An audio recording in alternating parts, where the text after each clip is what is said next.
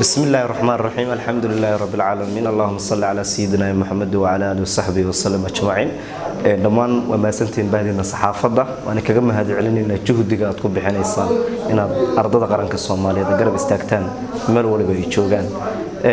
مكان مع الهرين تاس كديب كسر لابتو وحربنا السجارة وجمع هذا عليه ماذا حوكيلك ardada qaranka Soomaaliyeed ee dalka Uganda mudane fiidka oo kulankan soo abaabulay qiimaha badan kulanka waxa looga hadlay saddex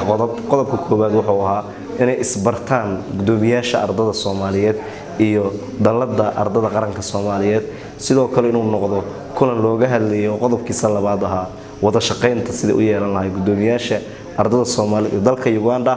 iyo dalada ardada qaranka Soomaaliyeed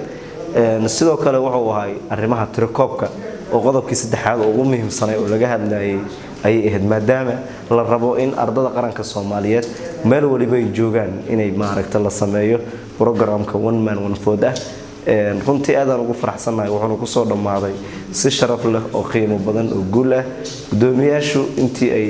fikradooda iyo karaankooda ahaayeen waxay ugu warbixiyeen wixii xog ogaalnimadooda ah ay ka hayaan systemka ardada dalka Uganda sidoo kale waxay gudoomiyaashu iyo daladuba isla soo meel dhigeen oo maaragtay si fiican uga niqaasheen sidii loo wanaajinayo xiriirka ka dhaxayda ardayda midowga qaranka Soomaaliyeed